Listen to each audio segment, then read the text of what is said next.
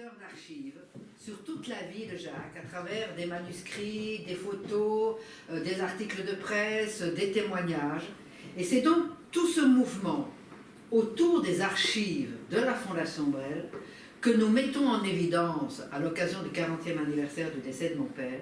Et les deux livres qui sont sur la table ici également sont le fruit de ce travail, car il s'agit d'archives. Si je regarde le premier livre, je vais en prendre un ouvert. Vous avez entendu quand je vous ai parlé des locaux de la Fondation Brel, j'ai dit il y a un espace Brel chanteur. Parce que bien évidemment, je me suis inspirée de ce que j'avais imaginé faire déjà par rapport au livre. Le Jacques Brel chanteur, le livre, c'est pour les personnes qui connaissent peut-être ou qui l'ont dans leur bibliothèque, un livre qui existe depuis des années, qui était ce qu'on appelait l'œuvre intégrale de Brel, le tout Brel, il y avait aussi. Et donc en fait, c'est notre manière à nous, avec cette présentation, de présenter, c'est la nouvelle édition, si vous voulez, de ce tout Brel. Et le tout Brel, qui était un livre qui a vécu depuis 1983, puisque rassembler tous les textes de Jacques était un de mes premiers projets à la Fondation Brel. Et il y a quelques mois, ils ont enfin décidé de nous redonner nos droits, et c'est la raison pour laquelle nous avons pu enfin présenter les chansons de Jacques avec du papier élégant, pas du papier buvard, avec des mises en page qui sont dignes de Jacques.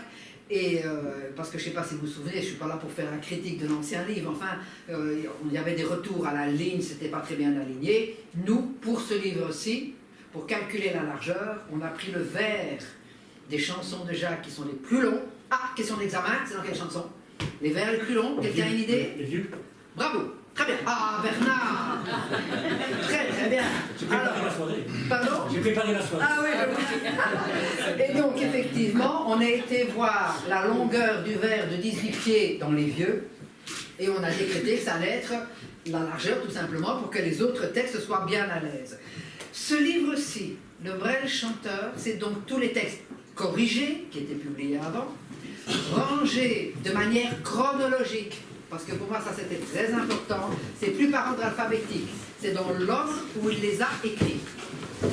Et ce livre reprend donc en fait tout ce que mon père chante dans les CD. Donc on connaît les chansons, on entend une chanson et on a tout de suite le texte en référence dans l'ordre chronologique. Ça demande un certain effort, je suis d'accord, mais ne vous tracassez pas. Il y a des tables à l'arrière qui permettent de retrouver l'emplacement par ordre chronologique, par ordre alphabétique.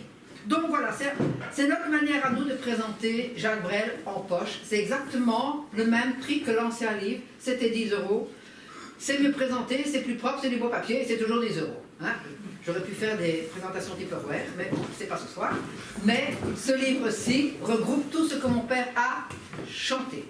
Il y a quelques petites citations, simplement pour illustrer, mais le but ici n'est pas de mettre des illustrations. C'est vraiment pour aborder Brel en se disant, tiens, je ne connais pas bien les textes de chansons, ou bien, ce qui est pas mal aussi, et on a beaucoup de cas pour des personnes qui étudient le français. Beaucoup de gens qui étudient le français étudient à un moment donné l'œuvre de Jacques, et voilà. Brel, chanteur, il chante. Des questions?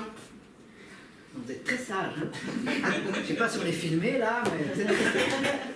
Alors, le deuxième livre, ça c'est déjà beaucoup plus lourd. Ça c'est carrément les poids et haltères. On est maintenant dans une salle de gym pour pouvoir le porter, et c'est le Jacques Brel, auteur. Alors, ce livre reprend, en base, si vous voulez, toutes les chansons qui sont dans le Brel chanteur. Cependant, il y en a beaucoup plus. Il y en a beaucoup plus parce que toutes les chansons du Brel chanteur sont les chansons qui sont enregistrées par Jacques. Ici, il y a des tas de chansons qui ne sont pas enregistrées par Jacques, parce qu'enregistrées par d'autres. L'intention de ce livre-ci, c'est de mettre à la disposition du public tout, je dis bien tout, mais je dois toujours faire une petite nuance quand je lis tout, parce qu'en fait, on découvre encore des textes que mon père a écrits. Pour la petite histoire, mais ne soyez ni tristes ni fâchés, à peu près moins d'un mois après la sortie de ce livre, on a découvert un autre texte. C'est comme ça la vie. Donc pour la prochaine édition, il y aura le texte. Voilà. Un texte de jeunesse.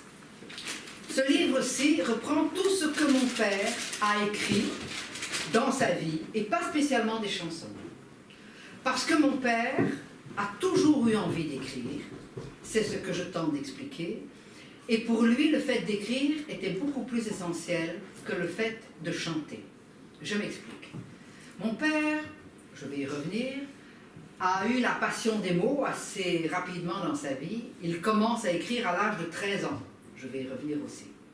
Il a eu envie d'écrire à l'âge de 13 ans et cette passion de l'écriture ne l'a jamais quitté.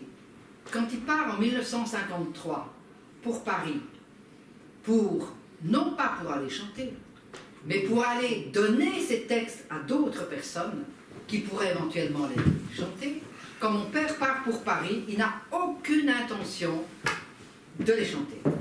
Pourquoi? Parce qu'il a envie d'être reconnu comme un auteur, comme un homme qui écrit. Et comme personne ne veut de ses chansons, eh ben, il a été bien obligé de les chanter lui-même pour commencer à gagner sa vie. Parce que mon père, quand il part pour Paris, n'a jamais pris de cours de chant. Il n'a jamais pensé qu'il allait devenir ni chanteur, et il n'a jamais voulu devenir une vedette. Jamais.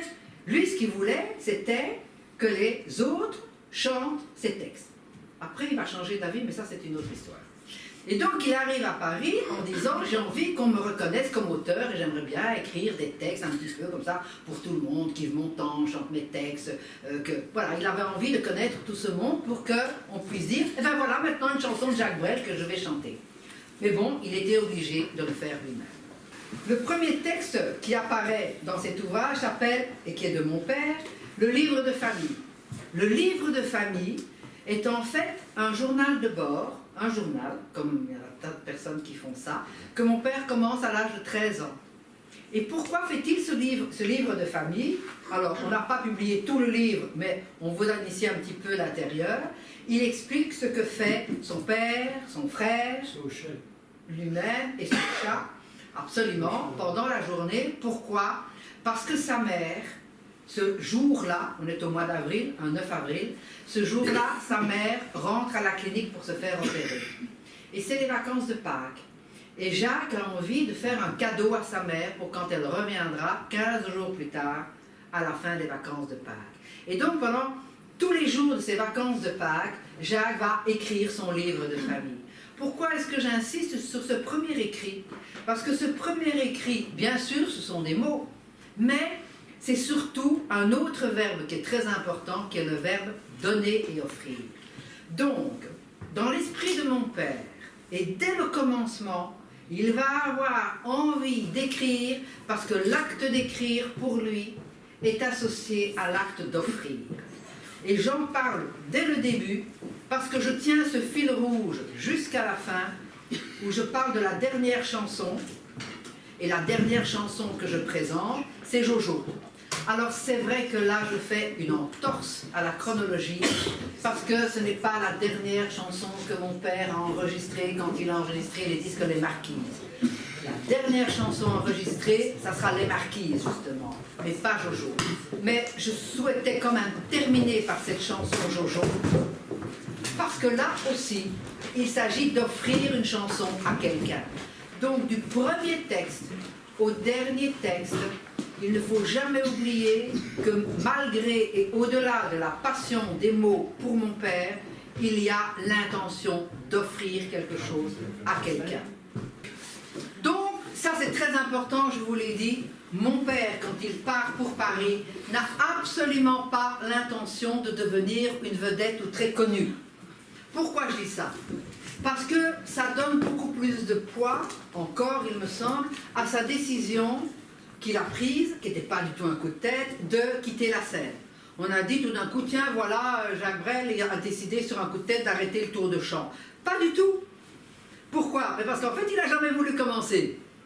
Et c'est pour ça que c'était beaucoup plus facile pour lui d'arrêter quelque chose qui n'était pas une ambition.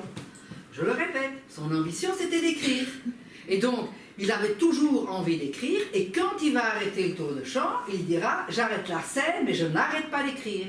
J'arrête mes tours de chant, mais je n'arrête pas d'écrire des chansons. » Ce qu'il fera. Quand on se souvient d'un disque où il y a la chanson « Vesoul » avec « Je suis un soir d'été », ce sont des chansons que mon père n'a jamais chantées sur scène. Il les a écrites après avoir quitté le tour de chant. Alors, donc on en était au texte de Genèse. Ce que je dois encore vous dire, pour ce livre, il y a pas mal de choses à dire, c'est que ce livre, je souhaitais qu'il soit à la fois un livre avec tous les textes, mais un livre également très illustré. C'est la raison pour laquelle il y a énormément d'illustrations dans le livre. Tout au fil de la chronologie, nous avons été dans nos archives de la Fondation, trouver des photos, trouver des articles de presse, trouver des manuscrits, des programmes de l'époque, pour se remettre dans le contexte.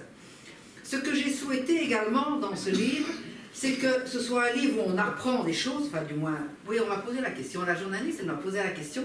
Ce livre est en fait adressé à un grand public, à des personnes qui connaissent bien, et des personnes qui connaissent bien apprennent des choses qu'ils ne connaissaient pas. Et puis il y a des gens qui ne connaissent pas bien et qui ont envie de découvrir. Chaque texte de mon père est devancé par un commentaire. Je fais un commentaire pour chaque texte.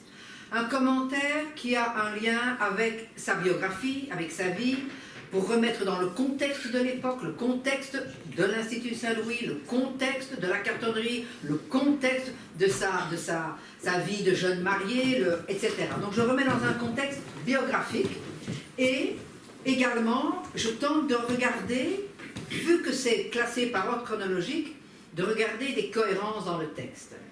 Est-ce qu'il y a des choses qui se répètent dans les chansons de Jacques? Comment est-ce qu'il écrit une chanson? Quels sont les termes qu'il va utiliser au début et puis qu'il va utiliser à la fin? Et donc le fait de ranger de manière chronologique permet de regarder tout ça. Ce que j'ai souhaité faire également, et ce que je fais toujours quand j'écris par rapport à mon père, c'est que je donne toujours la parole à mon père. Je donne la parole à mon père. J'ai sélectionné 300 citations de Jacques que j'ai été prendre dans les 8000 articles de presse que nous avons à la Fondation.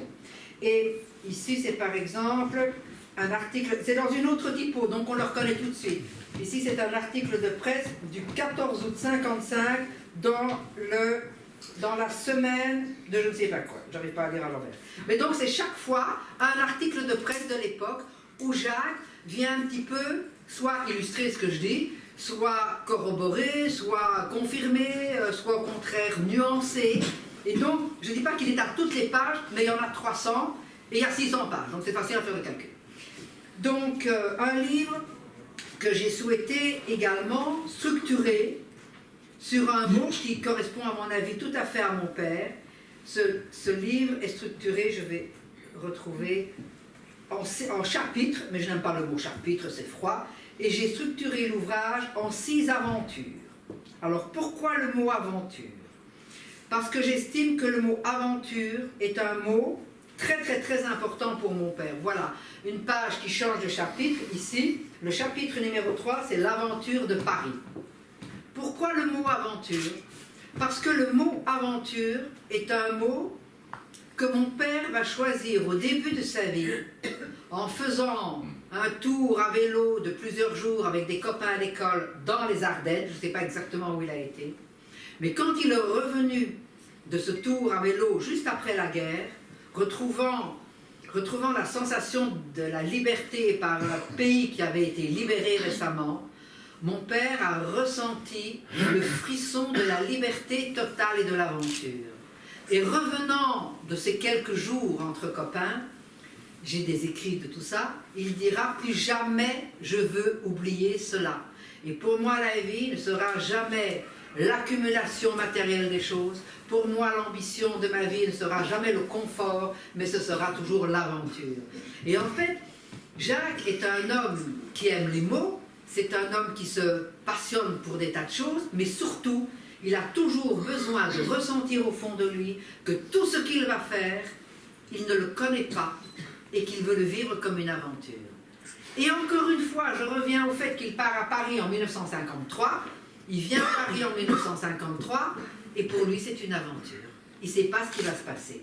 Mais il n'a pas du tout l'ambition de devenir une vedette. Il veut que ce soit une aventure, il ne sait pas ce que ça va donner. Et puis il va rencontrer le succès. Ben, le succès aussi c'est une aventure. Qu'est-ce qu'il va faire de ce succès? Et puis il va arrêter la scène, et là ça sera une nouvelle aventure avec le cinéma. Il va commencer à écrire des films en retrouvant sa passion des mots. et puis ça sera l'aventure de l'ailleurs, comme je le précise dans le livre. Vous avez mis combien de temps pour rédiger? Pas tellement longtemps. Non? Mais non, parce que en fait, je suis à la Fondation depuis 1981. Je connais les textes, je connais les archives, je sais ce qu'il y a dans ma tête. La seule différence, c'est qu'avant c'était dans ma tête, maintenant c'est sur du papier. Donc c'était vite, c'était relativement vite parce que c'était clair dans ma tête, avec toutes ces années. Oui, mais je pense, bien sûr, je ne peux parler que de moi, en tous les cas, en ce qui me concerne, je suis quelqu'un qui prend énormément de temps avant des décisions, avant de passer à l'acte dans certaines choses. Mais quand je sens que le moment est là, ça va vite, parce que c'est très clair. Je ne suis pas du tout une impulsive, vous voyez. Donc en fait, ça n'a pas pris énormément de temps. Je ne sais pas combien de temps j'ai fait pour... Je ne sais plus. 4 mois. 4 mois? Ouais. Il y avait les corrections des textes. Oui, il y avait les corrections des textes. Mais encore une fois, ce n'est pas une biographie. C'est un livre qui fait un commentaire sur chaque texte par rapport aux mots. Et le fait de mettre des articles de presse de Jacques me permet de faire comprendre, de temps en temps, hein, je ne suis pas la science infuse, et je ne dis pas que j'ai raison surtout, mais d'essayer d'expliquer comment Jacques fait une chanson. Par exemple, il n'y a pas de Mathilde, elle n'existe pas. Il n'y a pas de Madeleine, elle n'existe pas. Et dans de très nombreuses interviews, mon père explique bien que pour faire une chanson, c'est pas un personnage, c'est d'abord l'association de deux mots. Et je prends quelques exemples dans le livre. L'exemple qui me vient en tête pour l'instant, c'est la formule « les langueurs océanes ». Les langueurs océanes, ce sont deux mots que mon père un jour rencontre. Un ami, la radio, on ne sait pas. Tout d'un coup, il y a deux mots. Ça peut être un mot hein, seulement aussi. Mais pour Langueurs océanes, j'ai la chance d'avoir 3 exemples dans son œuvre où il va reprendre cette formule. Et Langueurs océanes, question d'examen. Non, pas dans le marquis. Amsterdam. Oh, Bernard va avoir la médaille. Bravo. Mais au-delà d'Amsterdam, il y aura encore une île où il parle aussi des langueurs océanes, et dans Jean de Bruges, où il parle aussi des langueurs océanes. Et donc, en fait, il explique bien que il n'écrit pas une chanson pour quelqu'un. Oui, ça va arriver, pour 2 personnes. Isabelle et son ami Jojo. Mais sans quoi, c'est pas pour des personnes. Les gens qui me disent « Ah, moi j'ai bien connu Jeff, ils ont énormément de chance. » Parce que moi pas. Hein.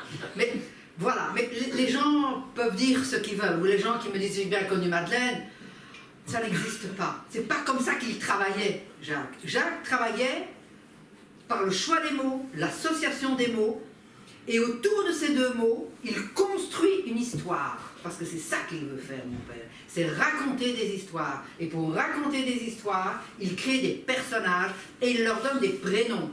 Et les prénoms qu'il donne aux personnages, outre, bien évidemment, Jojo ou Isabelle, les noms des personnages doivent avoir une musicalité. Madeleine et Mathilde sont des prénoms, et tous les autres prénoms, sont des prénoms qui vont correspondre à une musicalité du mot dans le contexte de la chanson. Mais il n'existe pas. Et donc il explique très très bien que ce n'est pas une chanson pour une personne, mais c'est une chanson parce qu'il y a des mots et qu'il y a une idée. Et parfois cette chanson n'aboutira pas, ou parfois cette chanson va aboutir à 2 chansons totalement différentes. Un exemple, ça on voit très très bien dans les manuscrits, c'est Mon père disait, qui dans tous les brouillons s'appelle Jusqu'au bout le vent du Nord. Donc son idée de la chanson, c'est pas du tout Mon père disait, c'est le vent du Nord. Et à la dernière minute, il barre et il fait Mon père disait. Alors on pourrait dire, ah oui, il a fait une chanson sur son père. Hein?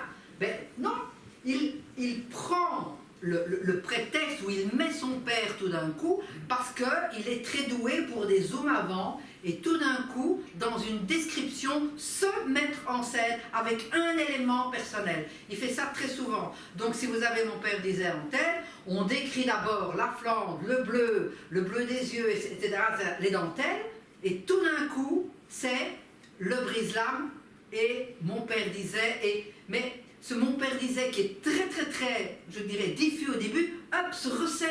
C'est très très très cinématographique la manière dont Jacques écrit.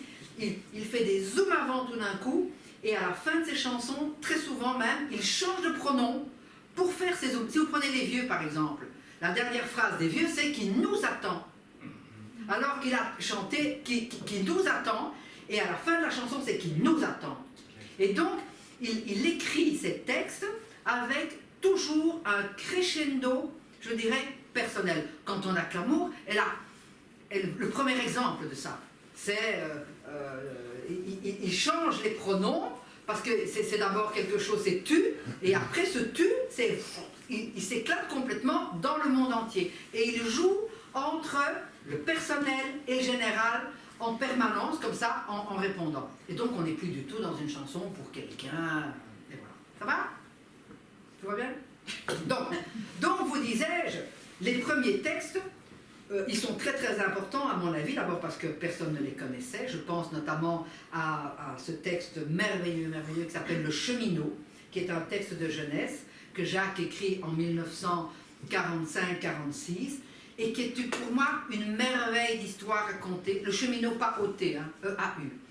Et cette nouvelle, Le Cheminot, c'est l'histoire d'un homme. D'ailleurs, c'est très cinématographique parce que c'est à la fois un adolescent qui désobéit à ses parents parce qu'il ne veut pas suivre les études que ses parents lui obligent de faire. Et c'est également des zooms avant, je dirais, c'est des flashbacks vers l'avant, d'un homme qui a 50 ans, et on comprend dans le récit que c'est le même, que c'est le gamin qui a fui la maison et qui est 50 ans plus tard, et qui a décidé de ne rentrer dans aucun système, et qui passe son temps à aller de village en village, et qui est un homme qui chemine, d'où le mot le cheminot. Et ce texte, le cheminot, comporte des descriptions tout à fait exceptionnelles déjà de personnes. Le père qui est comme ça, la mère qui est comme ça, le décor, il y a une pendule d'argent, il y a le prénom Denise déjà qui est là. Et où est-ce qu'on va retrouver la Denise dans une autre chanson? Dans ces gens-là. Bravo, qui a dit? Une faiblesse. Désolé. Et donc tout ça pour illustrer, qu'est-ce que je tente de dire? C'est que tout ce que mon père va écrire avant de commencer à écrire des chansons, parce que quand il écrit Le Cheminot, il écrit une nouvelle pour raconter une histoire. Et donc, mon père va par la suite reprendre ces images, reprendre ces émotions, et il dira sans cesse que tout ce qu'il a écrit, ce sont en fait des émotions et des sentiments qu'il a vécus au temps de l'enfance et de l'adolescence. Et un jour, il dira « Je n'ai plus rien à dire ». Ce qui est très cohérent, s'il a l'impression d'avoir tout puisé, tout travaillé. On peut prendre aussi un autre axe pour les chansons et se dire, dans l'écriture des chansons de mon père, il y a des thèmes récurrents qui reviennent. Il y a par exemple, c'est comme s'il y avait une succession d'histoires avec la chanson qui est le dernier repas. Mais ça commence par le moribond. Il fait d'abord le moribond. Alors le moribond, il dit au revoir à tout le monde. Et puis après, c'est le dernier repas. Et puis, bon, la mort est arrivée. Et après, sa chanson, ça sera « Ah, je les vois déjà ». Et en fait, il est déjà mort. Et donc, il est de l'autre côté du miroir. Et donc, c'est les mêmes histoires qu'il raconte, avec d'autres personnages. Mais on a l'impression qu'il raccroche les choses comme un train avec des wagons supplémentaires. Et un jour, il dira, ben voilà, le train est fait. C'est comme quand il avait des tours de chant, il rajoutait jamais de chansons supplémentaires, car il estimait que tout ce qu'il chantait, toutes les chansons interprétées, c'était en fait une longue histoire, et qu'il n'y avait pas de chapitre à rajouter. Alors c'est une conception d'un tour de chant et une conception du métier qui a totalement disparu maintenant. Évidemment, c'est plus du tout comme ça. Maintenant, on vient sur scène, on se fait applaudir, on attend que tout le monde ait arrêté d'applaudir, et puis éventuellement on fait l'autre chanson, et on a derrière soi 3 faux rideaux pour savoir si éventuellement il y a du succès ou pas du succès. Chez Jacques, ça n'existe pas, ce genre de choses, ce genre d'analyse. C'était impensable pour lui d'agir comme ça. Ça va? Tout va bien? Intéressant? Oui. Alors, qu'est-ce que je peux encore vous dire? Donc, les premiers textes, alors on va découvrir dans cet ouvrage-ci aussi, notamment, on est en janvier 1956, eh bien que mon père, il n'arrive pas à gagner sa vie à Paris, et il va devoir, pour gagner... Mais venez devant, madame, vous voulez plus? Vous vous avez peur. Vous allez arriver, et paf, ça va recommencer. Et donc, mon père, quand il est en 1956 à Paris, ben, il n'arrive pas à gagner sa vie. Et alors, à l'époque, encore maintenant, enfin un petit peu moins, les choses se passent autrement. Quand il y avait un succès, un disque qui arrivait, qui était un succès, une chanson que tout le monde chantonnait, par exemple en Allemagne, eh bien, les éditeurs disaient « Ah, il y a la version, voilà, c'est cette chanson allemande, il faut absolument faire une traduction en français. » Et donc, Jacques, on l'a contacté, et il ne demandait pas mieux, parce que comme ça, il était payé, mais en fait, il a écrit, il a fait la traduction de 4 chansons. Alors, une en anglais, une en allemand, une en espagnol, et j'en oublie une. Mais mon père ne parle ni l'anglais, ni l'espagnol, ni l'allemand. Donc, il a fait une traduction à sa manière, qui parfois, je le marque dans le livrage, est à l'opposé du texte qui est écrit à l'initial. Mais à l'époque, ça n'avait aucune espèce d'importance. Il a fait ça pour gagner sa vie. Alors, c'est vrai qu'on disait, oui, mais Jacques Brel, il n'a jamais fait de traduction. Il a fait ces 4 textes traduits pour gagner sa vie. Et on retrouve déjà un petit peu des formules breliennes dans ces traductions. Et alors, au niveau de l'authenticité, c'était pas le top. Et il va refaire exactement le même exercice plus tard avec L'Homme de la Mancha.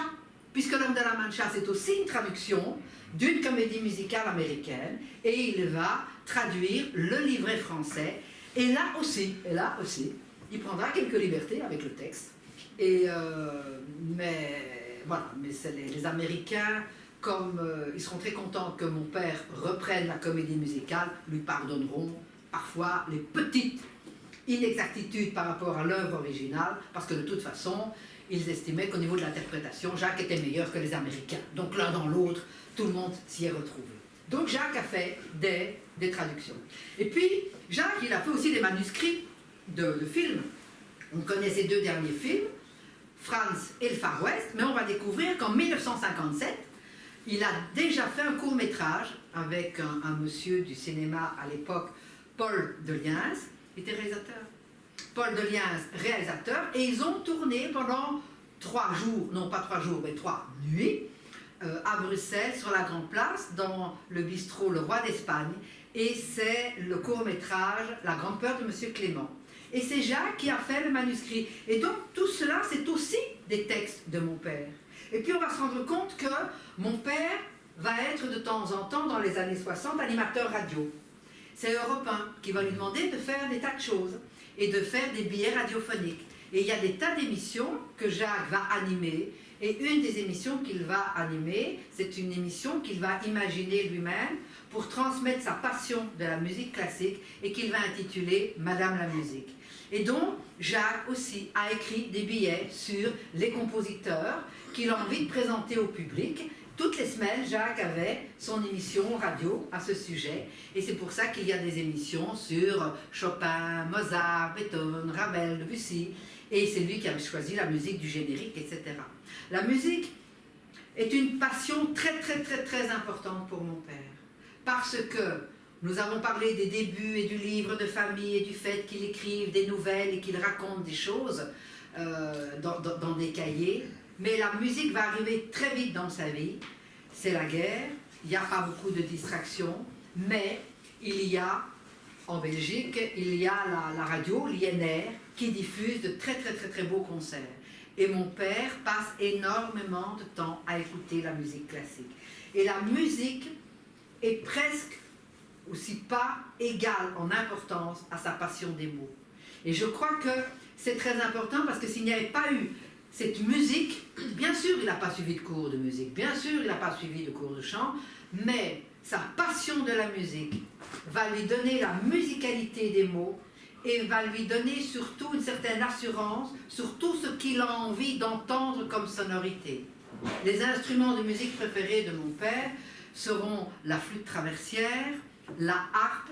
Donc c'est très intéressant de voir comme cet homme qui est tout en énergie, qui est tout en voix et en puissance, apprécie particulièrement les instruments de musique qui sont plutôt dans les aigus et dans les tendres. Et c'est justement le mélange de cet homme tout en force et en puissance qui aime cette tendresse, cette sonorité particulière. Et il était très amoureux, notamment, il avait découvert un instrument de musique que certains connaissent peut-être, qui s'appelle les ondes Martenot. Et les ondes Martenot Jacques, qui appréciait particulièrement ces sonorités et ces ondes, faisait venir sur la scène à l'Olympia, quand il y passait, une dame qui effectivement, c'est la dame qu'on voit au premier plan juste derrière le rideau blanc, et qui joue les ondes Martenot. Alors, le son des ondes Martenot, c'est le son que l'on entend tout à la fin de la chanson Le Plat Pays, ce son très aigu. Il y a le même son dans la fanette. J'entends comme une voix, j'entends, c'est la fanette. Ce son aigu, ce sont des ondes Martenot. Et donc, pour Jacques, la musique est fondamentale, et il le dira souvent en interview, c'est que quand il écoute de la musique, il n'a plus besoin de rien.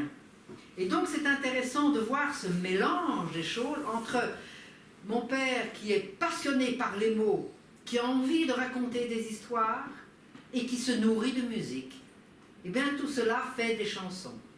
Encore, effectivement, on peut se poser la question de savoir est-ce que c'est encore des chansons quand c'est travaillé comme ça, parce que maintenant quand on pense chanson, c'est peut-être d'autres choses, et je ne suis pas là pour discuter de ça. Mais donc pour lui, l'écriture d'une chanson ne se fait pas d'abord avec un texte ou d'abord avec une musique et essayer de juxtaposer les deux, ça se passe ensemble.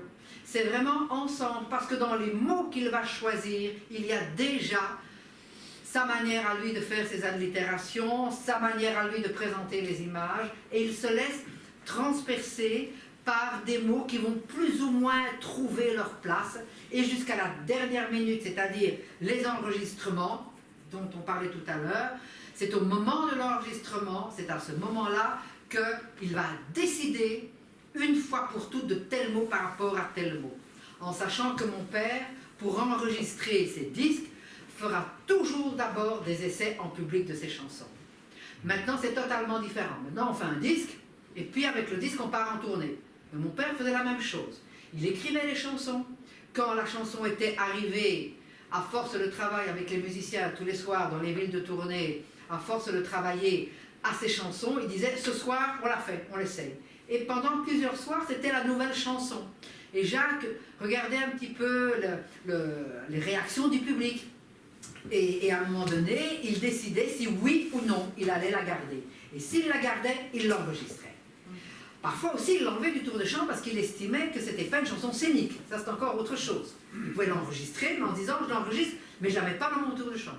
Parce que c'est lui, et lui seul, qui établissait la liste de ses chansons, qu'il mettait en général dans le piano, à côté du mouchoir pour s'éponger, et il mettait sa liste là, et sa liste pouvait changer tous les soirs en fonction de son humeur.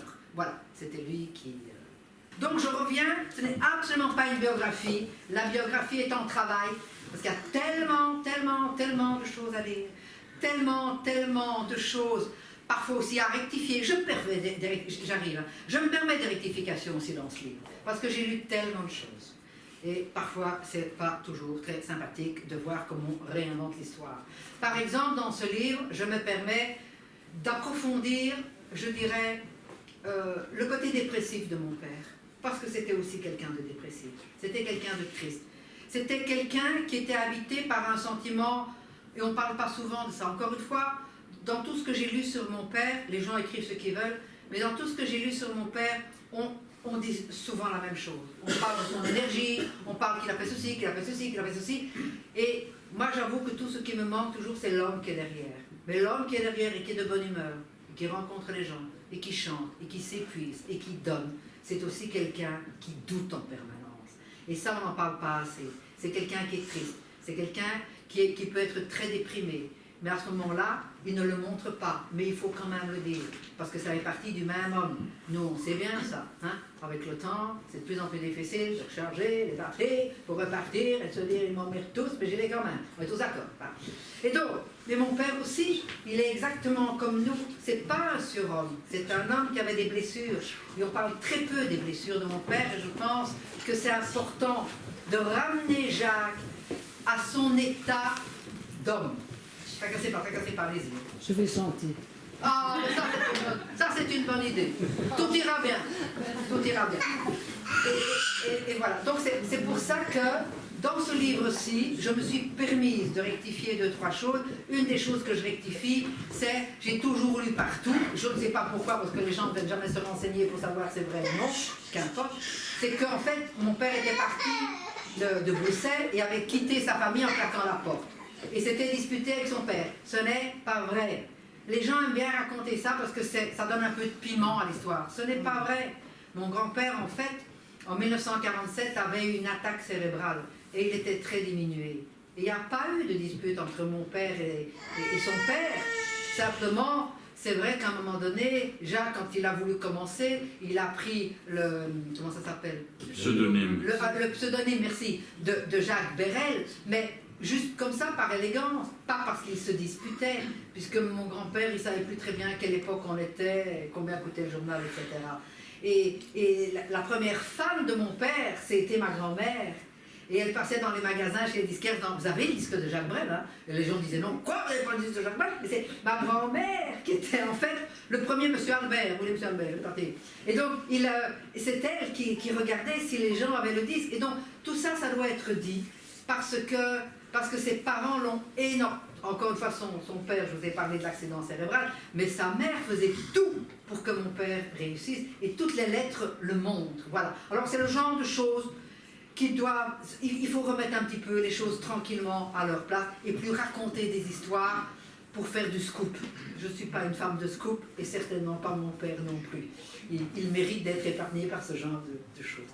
Bon, alors, qu'est-ce que je peux encore dire? J'ai pas mal parlé quand même déjà. Oui. Hein? Bon, ça suffit alors. Alors, avez-vous des questions éventuellement? Juste une, moi.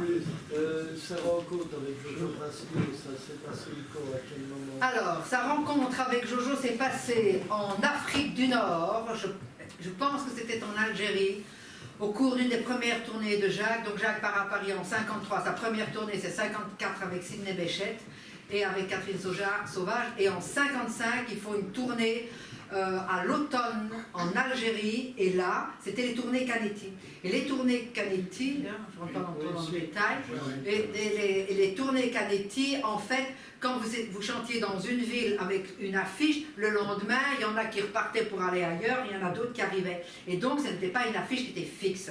Et un soir est arrivé Georges Pasquier avec 2 camarades parce qu'ils étaient bruiteurs.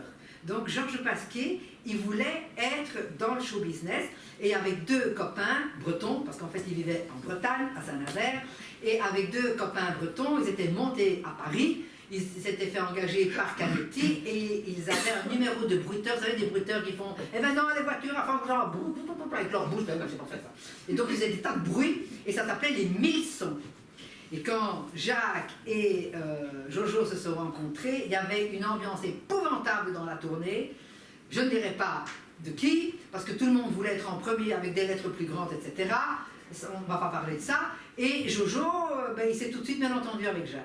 Et donc quand ils sont revenus en France, Jojo a tout de suite commencé à rester en contact avec Jacques, et il a fréquenté la maison à Montreuil où nous habitions. Et à partir de ce moment-là, ils ne se sont plus séparés. Il y a eu des moments où Jojo est parti, il est redevenu ingénieur, parce qu'il était spécialiste ingénieur dans les pétroles. À un moment donné, il a repris cette voie-là, il a abandonné la scène, et à un moment donné, Jacques va aller le rechercher quand il est ingénieur des pétroles, je ne sais plus où, et il va alors devenir le secrétaire de Jacques. Voilà, donc c'est 55. Et Bernard est déjà parti? Ah non, Bernard est là. Voilà. Moi je voulais juste, j'ai pas lu tout le livre évidemment, France, mais j'ai lu quelques extraits, et notamment ce qui concerne la chanson Amsterdam, qui est une de mes préférées. Et c'est donner un exemple de ce qu'on peut trouver dans le livre pour les gens qui n'ont pas encore lu. Vous expliquer que la première fois qu'il a chanté Amsterdam, il ne savait même pas où la placer dans son concert. Il l'a mise au hasard en 3e position, et elle a eu un succès phénoménal. Les gens étaient quasiment sous hypnose, lui aussi peut-être. Et voilà, c'est très touchant de voir que une chanson, si je devais citer 3 chansons de Brel, je mettrais Amsterdam dedans évidemment, que mais cette chanson-là lui-même ne savait même pas qu'elle pouvait avoir un certain succès. C'est très touchant de dire ça. Avec votre permission, Bernard, je vais compléter. Oui. C'est-à-dire que vous avez entièrement raison, parce que vous faites allusion au fait que, effectivement, en 64, quand Jacques passe à l'Olympia, pour le soir de la première et le reste, de ces tours de chant, il ne sait pas où la placer. Mais pourquoi ne sait-il pas où la placer? Il ne sait pas où la placer parce qu'en fait, il l'a chanté dans 2 villes avant. Et c'était le bide.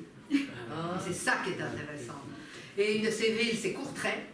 La première fois qu'il l'a chanté, c'est en Belgique, à Courtrai. Et là, le bide total. Et il fait, bon, qu'est-ce que je fais? Il la replace après à Versailles. Il la rechante. Et là, un vague mouvement dans la salle. Alors c'est pour ça qu'il se dit, et qu'est-ce que c'est? Et c'est là, parce que quand on fait l'Olympia, les journalistes posent toujours les questions. Et alors, vous avez des nouvelles chansons? Alors il dit oui, j'ai des nouvelles chansons. Et Amsterdam, elle est finie pour lui. Il ne sait pas ce que ça va devenir. Et donc, comme il est très mal à l'aise avec cette chanson, où il a... C'est comme ça, quoi. C'est très, très, très mitigé, la réaction du public. Il dit, ben, je vais la mettre en 3e position. Au moment où j'ai déjà attaqué la première, les retardataires sont arrivés, j'entame la 2e, tout le monde est calmé, je la mets en 3e position et elle va passer comme ça. Et il ne s'attendait absolument pas à ce qui s'est passé, effectivement. Parce qu'il avait déjà eu de vide. Et c'est ça qui est exceptionnel, c'est de se dire qu'une salle est unique, toujours. Donc, interpréter ces chansons devant un public, le public change tous les jours. Et là, on a bien la preuve de ça, c'est que pourquoi est-ce que ce jour-là, à l'Olympia, Amsterdam devient un triomphe? On ne le saura jamais. Et c'est très bien. C'est ça qui est très bien. C'est que ça fait partie des mystères de la vie. Vous en avez dans votre vie, nous en avons tous. Et c'est ça qui est extraordinaire, c'est qu'il y a des choses qu'il ne faut pas expliquer. Et ces mystères, il faut juste les accepter, les reconnaître. Mais il y a des choses qu'on peut expliquer parce qu'on a les sources et qu'on a les éléments. Mais il y a des choses qu'il ne faut pas expliquer. Et c'est un mystère. Et ce jour-là, effectivement, la salle, et d'ailleurs je me souviens très très bien, parce que nous on était gamines, on écoutait ça sur Europe 1, c'était retransmis à l'époque sur les Musicorama, et donc nous étions en train d'écouter la retransmission, et le commentateur le dit très justement en disant, on a l'impression qu'il y a une abeille qui vient de piquer, ce sont les mots du présentateur à l'époque, et dans les témoignages que nous avons, Gérard Johannes se dit exactement la même chose, on ne sait pas ce qui s'est passé, et donc tout le monde était bouche ouverte, et puis ça a décollé. Et ça tombait bien parce que c'était la première à l'Olympia. Donc voilà. Mais donc voilà, on ne sait pas. On ne sait pas. Il y a des choses on sait, il y a des choses qu'on ne sait pas. Et moi j'aime bien respecter le mystère. Parce que le mystère fait partie de la vie, et fait partie de ce qui nous habite. Il y a des choses qui vont toujours rester avec des points d'interrogation dans nos vies, et c'est très bien comme ça.